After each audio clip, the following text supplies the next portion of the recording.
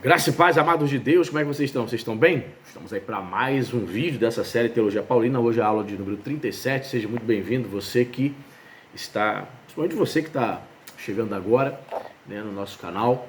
Peço a você que se inscreva, ative o sininho da notificação, você compartilhe esse vídeo aí com outros, em outras redes sociais, aí no grupinho de WhatsApp que você está, Telegram, Facebook.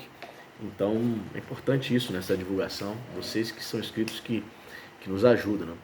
Você que também está novo aqui, a gente sempre pede que você dê uma conferida também aí na playlist. Nós temos outra série de vídeos também, né? Teologia para iniciantes, temos curso de História da Teologia, temos outra série de vídeos, História da Filosofia Cristã, temos outra série de vídeos chamada Teologia Pentecostal, temos outra série de vídeos, né? Uma visão panorâmica do Novo Testamento, prolegômenos, tem muita coisa aí, depois você dá uma olhadinha, tá certo?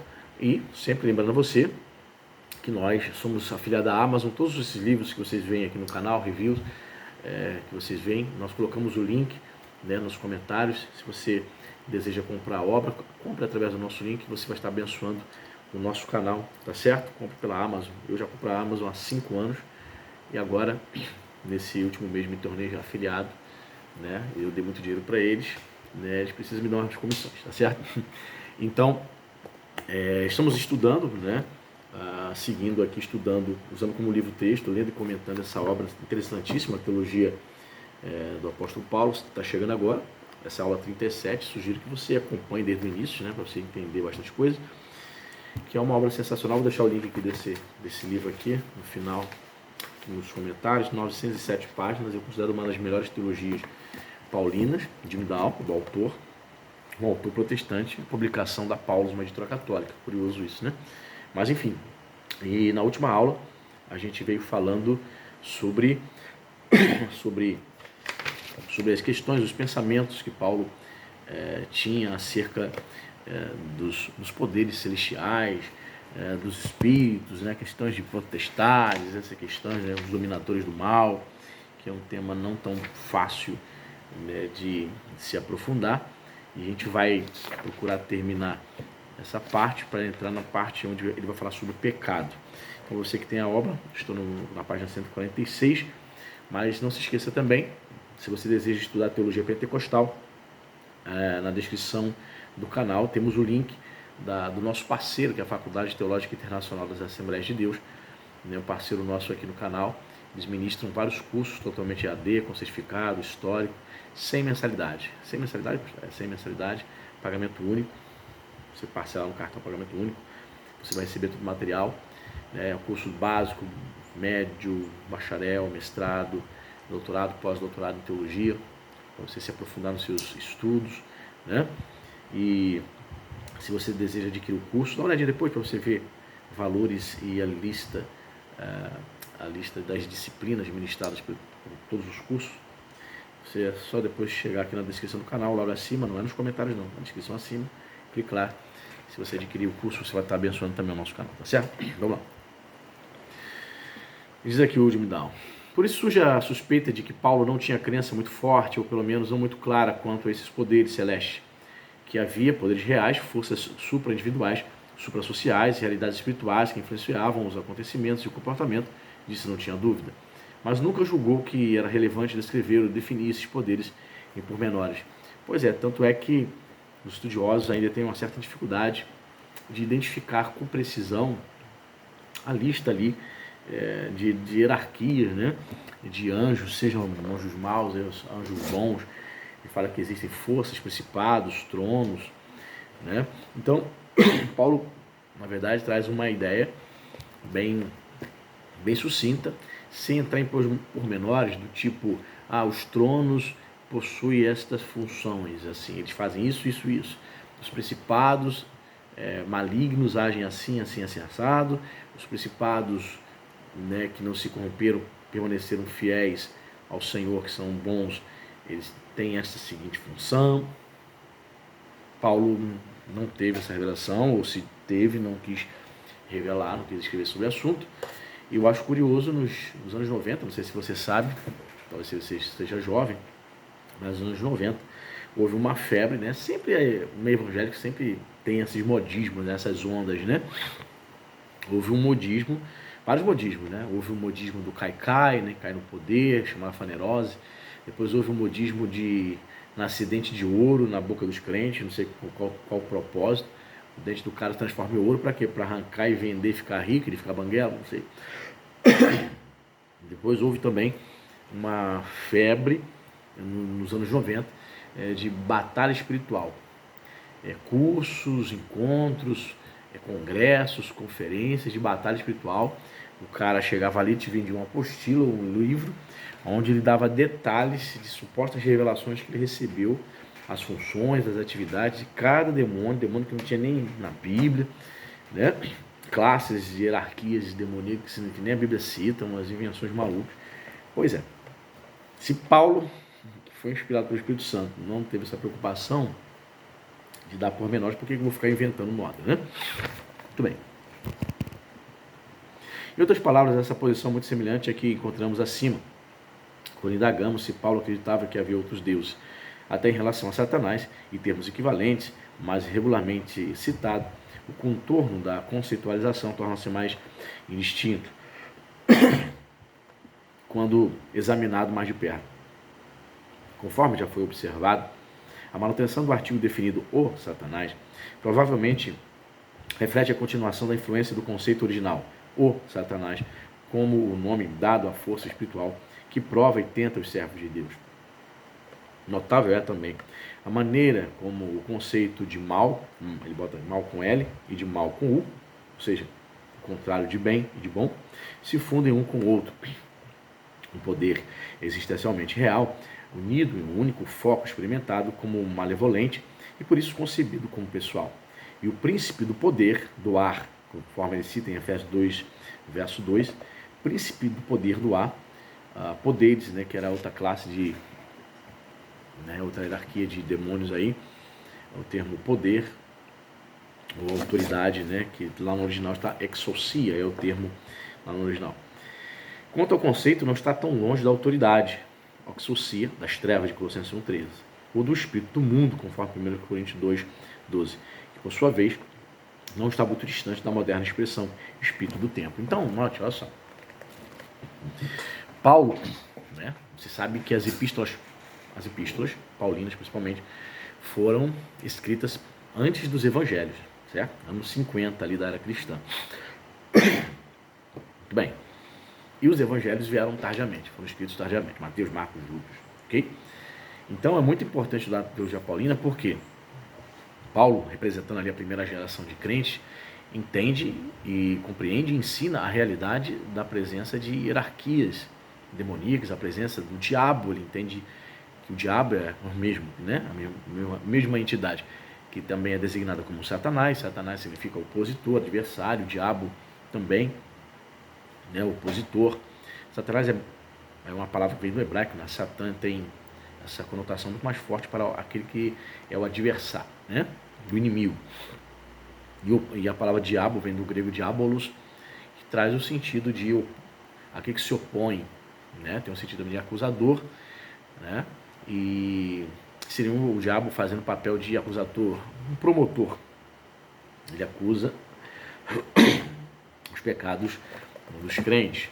Então, Paulo, sendo ali seus escritos, digamos, os primeiros, né, escritos da cristandade, logo nos primeiros anos do cristianismo, é importante a gente entender isso. Que ele entende que sim, existe uma entidade, um ser maligno, que é o príncipe, né, que é o chefe dos demais seres malignos. Então, Paulo testifica e confirma a existência de Satanás. Parece uma obviedade, mas sempre vai ter aí pessoas que vão negar isso, que Paulo talvez não acreditasse de fato na existência do diabo. Vai ver. E demais aqui, ó. Em cada caso parece que Paulo se refere a esses seres celestes como opostos aos objetivos de Deus. Não tanto porque tinham crenças claras a respeito deles, mas porque necessitava de termos para falar das forças do mal, supra-individuais, suprassociais, muito reais que experimentavam em via e ação, e porque esses eram os termos que expressavam crenças amplamente em voga. Quer dizer, as afirmações nos pontos acima citados provavelmente eram em grande parte ad hominem, com a intenção de tranquilizar aqueles para os quais esses poderes celestes eram demasiadamente reais e inspiravam medo real. Isso explicaria, por exemplo, o caráter vago do termo storcheia. Paulo usou o termo como uma referência cômoda para todas as forças em nome, todas as forças, melhor dizendo, sem nome, como destino, e daimones, maliciosos, demônios, perdão, que mantinham as pessoas acordadas durante a noite em temerosa trepidação. Eram os poderes que seus convertidos haviam experimentado e ainda temiam, que agora foram vencidos e tornados ineficazes. Melhor, como em relação aos itens finais da lista de Romanos 8, 38 e 39, Paulo cobria todas as possibilidades. Nenhuma eventualidade, nenhuma dimensão da realidade, nenhum ser criado, por mais celestial, por mais poderoso que fosse, podia derrotar o plano de Deus em Cristo. Então, nessas descrições, principalmente em Efésios, da hierarquia demoníaca, Paulo diz sim que eles têm poderes, são organizados, mas que, por exemplo, em Efésios capítulo 6, ele vai descrever que há a possibilidade de vencer as forças do mal. De que maneira? Ser vestido da armadura de Deus, e ali ele vai traçar o paralelo dessa armadura com a armadura do soldado romano, cada objeto, cada acessório da armadura representando algum elemento da fé, algum elemento cristão, o escudo da fé, a espada do Espírito, o capacete da salvação, enfim. Paulo entende, compreende que as forças do mal são existentes, mas o poder de Deus é maior. E o cristão, após travar a batalha espiritual, pode sim permanecer de pé,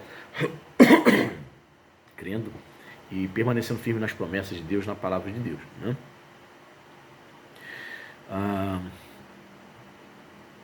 Muito bem, ele diz aqui, é preciso ter tudo isso em mente quando se avalia a relevância da conceitualização dos poderes celestes por Paulo.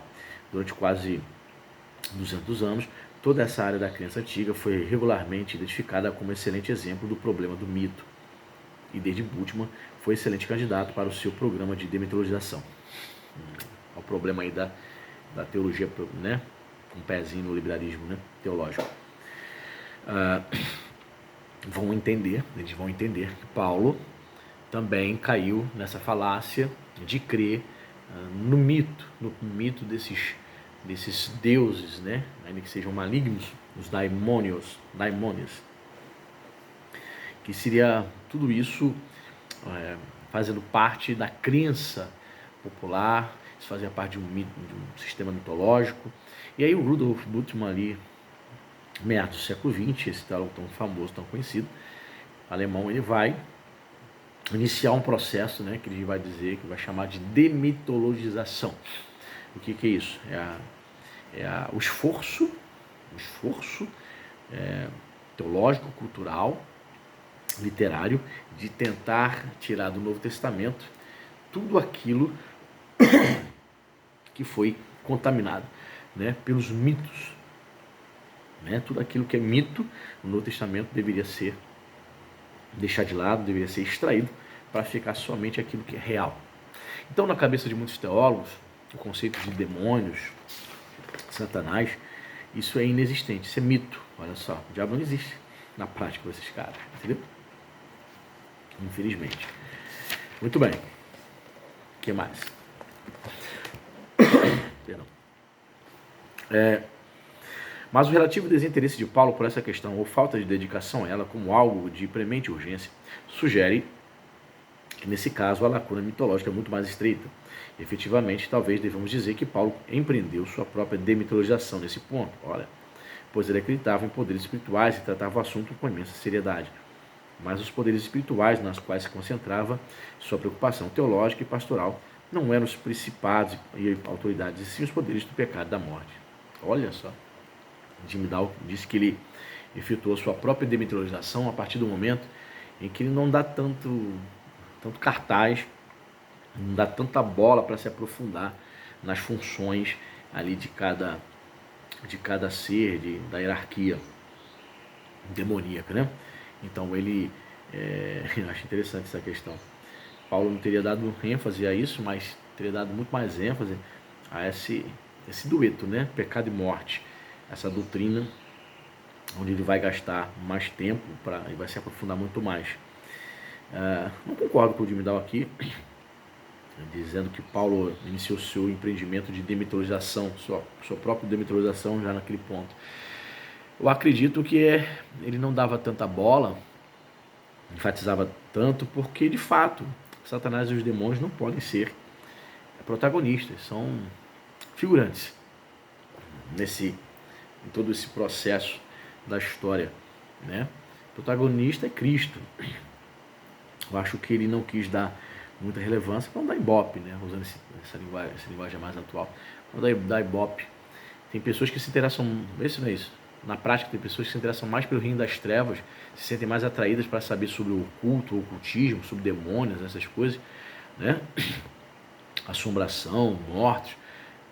Tem pessoas que se sentem muito mais atraídas por isso do que saber sobre Deus. Elas querem conhecer muito mais sobre as trevas do que sobre a luz. Estranho, não? Então eu penso que Paulo também, ele não quis dar ibope. Ele não quis, né, dar ênfase a isso. Diz mais aqui, ó. E essas são realidades anti-existenciais, que ontológicas, as personificações ou reitificações, ou melhor, o reconhecimento de poderes que eram e são demasiadamente reais na experiência humana. Agora ele vai entrar no tema pecado. Muito do que precisa ser dito a respeito de pecado já foi tratado no parágrafo 4. Mas dada a importância do termo na exposição que Paulo faz de sua teologia em Romanos, merece tratamento separado, no qual podem ser inseridos os resultados da discussão anterior. Também é apropriado tratar o tópico aqui, pois ainda que Paulo só introduza o pecado completamente no quadro da discussão a partir de Romanos 5,12, vimos que é aspecto eminente na sua análise da condição humana com base em Gênesis 1,3. De fato, dado o destaque do termo nos dois usos mais explícitos da narrativa de Adão, sua ausência no capítulo 1, verso 18 ao 32 de Romanos, é de pouca relevância. Quando muito, a ausência de pecado em Romanos 1 apenas reflete a técnica de Paulo de enfocar sua análise numa seção só em ou um dos fatores a um tempo.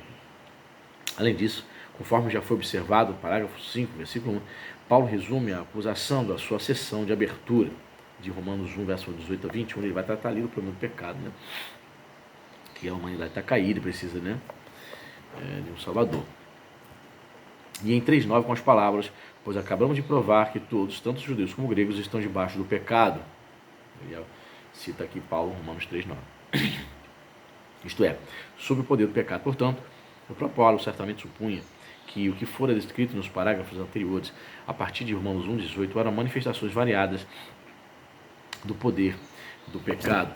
Pois é, para ele poder chegar no capítulo 4 de Romanos, para tratar da justificação pela fé, ele precisa fazer uma longa introdução. Ele precisa, né, ele usa o recurso de diatribe ali, né, em Romanos, que é um recurso literário, né, tanto para a escrita como para o discurso, no qual o indivíduo ele fala, ou ele escreve como se estivesse, né, falando, dialogando com a pessoa, com o interlocutor que coloca objeções ao seu argumento. Então, ele responde, ele imagina uma suposta objeção do seu interlocutor, ele continua os desdobramentos, continua respondendo, contra-argumentando. Então, ele inicia a Epístola de Romanos com esse interlocutor imaginário, né, colocando as objeções que eles poderiam fazer em relação aos argumentos de Paulo. Ele precisa tratar de pormenores, no capítulo 1, 2 e 3. Para o capítulo 4, ele classifica, ele coloca o homem em sua depravação, em seu pecado, estado pecaminoso, no seu devido lugar, para falar sobre a necessidade, para falar sobre o fato da necessidade dele de se reconciliar com Deus. Porque todos pecaram, não é isso? Romanos 3, sabe? O pecado é a morte e tal. O capítulo 3 descreve a situação do homem sem Deus, né?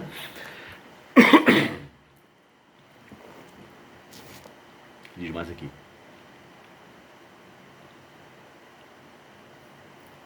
Ao enfocarmos o termo pecado, devemos logo assinalar dois aspectos dignos de nota. O primeiro é o impressionante predomínio do termo em Romanos. Das 64 ocorrências nas cartas paulinas, não menos de 3/4 aparecem em Romanos, propondo as coisas de outra maneira. Harmartia, né, que é pecado em grego, ocorre 3 vezes mais em Romanos que no resto do corpus paulinos. Caraca, o termo pecado aparece 3 vezes mais do que em todo o restante das epístolas de Paulo. Além disso, 41 das 48 ocorrências em Romanos encontra-se em Romanos capítulo 5, verso 12, até o capítulo verso 3. Uma extraordinária intensidade de uso. O segundo aspecto digno de nota preliminar é o fato de que a surpreendente personificação do pecado em Romanos é quase igualmente insólita no resto do corpus paulino, em que predomina o uso do plural, pecados. Interessante. Note, está dizendo, observação de se estudar. Pecado aparece no singular. Paulo personifica o pecado em Romanos, enquanto no restante das outras epístolas está no plural, pecados. Entendeu? Quando ele personifica o pecado, colocando no singular, entende que o pecado tem força, o pecado tem uma função, né? Então é muito relevante esse entendimento, que na Epístola aos Romanos ele não trata de pecados, mas ele personifica, tratando o pecado como um ente, por isso ele está referindo-se ao termo no singular. As únicas passagens de Masudimidal aqui, fora de Romanos, que se relacionam intimamente com o uso dominante de Romanos, são as aforísticas de 1 Coríntios 15,16. Abre aspas. O aguilhão da morte é o pecado, e a força do pecado é a lei. Sim, isso não significa que o singular, o termo pecado no singular não esteja presente nas outras epístolas. Ele coloca aqui exceção. E Gálatas 2,17 e 3,22. Trataremos da primeira metade de 1 Coríntios 15,56, logo adiante, e a segunda no parágrafo 6. As duas referências de Gálatas antecipam a personificação do pecado em Romanos, com seu discurso sobre Cristo como ministro do pecado, e de tudo encerrado debaixo do pecado, conforme diz Romanos 3,22. Mas estas referências são suficientes para mostrar que o uso em Romanos, embora excepcional quanto à intensidade, não está em desacordo com a teologia de Paulo expressa nos restos das suas cartas. Ok? Vamos aqui resumir. O fato de Paulo, concordo com o Jimmy Dawkins, o fato de Paulo personificar o ente pecado, né, o termo pecado, né, em Romanos não significa que ele está se contradizendo. Alguém poderia usar esse argumento para dizer, tá vendo? Paulo não personifica o pecado, por exemplo, em Colossenses. Certo? Logo, não foi Paulo que escreveu Colossenses. Então os caras podem usar isso como argumento. A questão é que ele trata do pecado de maneira mais substancial, de maneira mais enfática em Romanos, ok? Entretanto, em Romanos 5, verso 12 até o capítulo 8, verso 3 de Romanos, pecado aparece repetidamente como poder personificado. Ele entrou no mundo por meio de um só homem, Romanos 5,12. Reinou na morte ou por meio da morte, Romanos 5,21. Pode dominar ou imperar sobre uma pessoa, Romanos 6,12, verso 14. E Romanos 6, 16 e 23, a metáfora da escravização do pecado é o motivo dominante. O pecado é comparado a senhor que paga salário, Romanos 6, 23. Ó, o salário do pecado é a morte. Em 7, capítulo 7, Romanos, verso 8 e 11, o pecado é comparado a um ser vivo, a serpente de Gênesis 3, ou um inimigo astuto que aproveita sua oportunidade e constrói uma cabeça de ponte dentro da fraca humanidade. Em 7,14, o eu de Paulo lamenta ser carnal e vendido ao pecado, como prisioneiro derrotado na guerra, vendido como escravo. Essa insistente personificação do pecado, também excepcional para a época, dado seu destaque no contexto do uso que Paulo faz em Gênesis 1 a 3. Este pode ter o derivado intimamente relacionado à mais enigmática personificação em Gênesis 4,7. O pecado espreitando como um animal selvagem à porta de Caim. Ali cita aqui Eclesiástico, que é um livro apócrifo, capítulo 27, verso 10.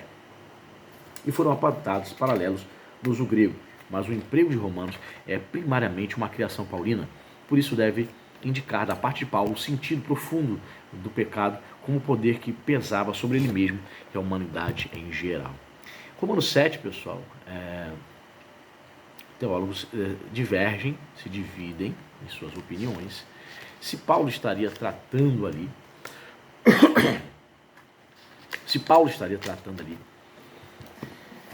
trazendo um testemunho, uma descrição do tempo em que ele não conheceu o Senhor Jesus, ou se Paulo estaria falando da situação humana, né, mesmo após a conversão.